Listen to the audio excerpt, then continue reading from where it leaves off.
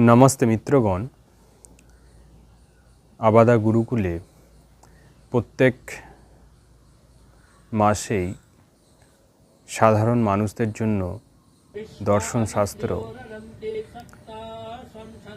तार संगे वेद एवं वेद मंत्र यज्ञ संस्कार 16 संस्कार तो ये शिक्षागुलो देया हय। तो सेइखाने आचार्य ब्रह्मदीप दत्तजीर थेके आमी এই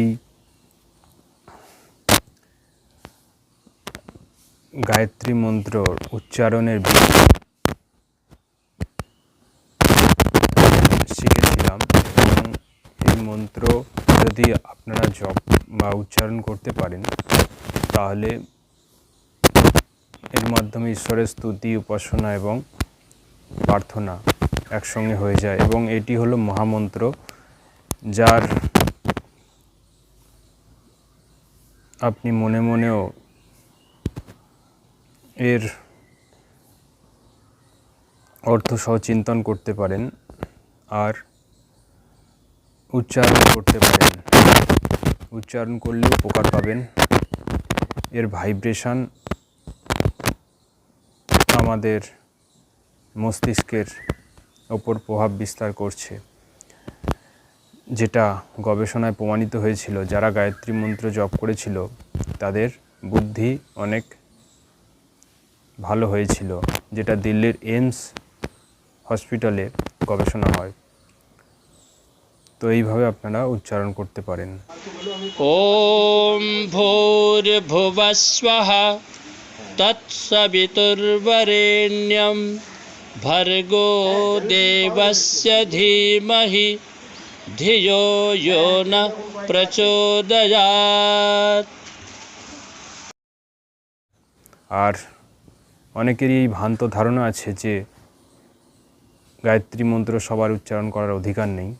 এটা সম্পূর্ণ ভুল কথা, কারণ বেদ মন্ত্রেই বলছে ওম যথেমাং বাচং কল্যাণী মমতানি জনেভ্যো ব্রহ্ম রাজন্যভ্যং শূদ্রাচার্যায় চ সহচারণায় প্রিয় দেবানাং দক্ষিণা ওই দাতুরিহ ভূয়া সময়ং মে কাম সমুদ্ধাতা মুপ মাদো নমতু।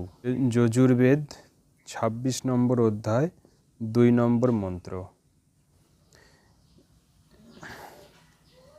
এর ভাবার্থ বলছি, এই মন্ত্রে উপমালঙ্কার রয়েছে। পরমাত্মা সকল মনুষ্যের প্রতি এই উপদেশ প্রদান করিতেছেন যে এই 4 বেদরূপ কল্যাণকর তথা মঙ্গলদায়িনী বেদবাণী সকল মনুষ্যের মঙ্গলের তথা কল্যাণের জন্য আমি পরমাত্মা উপদেশ করছি।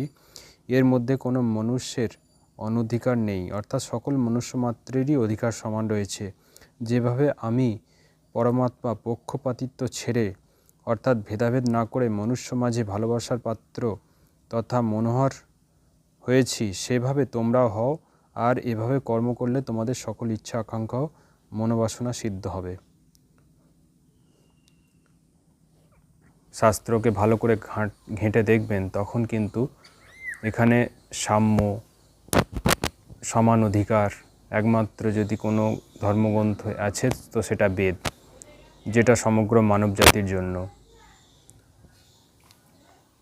তো কোনো বাধা নয়, কোনো ভয় নয়, কোনো কনফিউশন নয়। এবং বেদ মন্ত্রে বলছে ক্ষীণন্তে বিশ্ব অমৃতস্য পুত্র, অর্থাৎ তোমরা সবাই অমৃতের সন্তান। এখানে শূদ্র ব্রাহ্মণ ক্ষত্রিয় বৈশ্য ভাবে ঈশ্বর উল্লেখ করেনি, সবাইকে ঈশ্বরের সন্তান বলেছেন।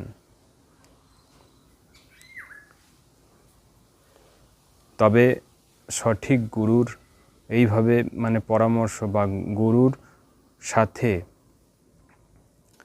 এই মন্ত্র উচ্চারণ শেখা উচিত, না হলে ভুল হলে সঠিক লাভও পাওয়া যায় না।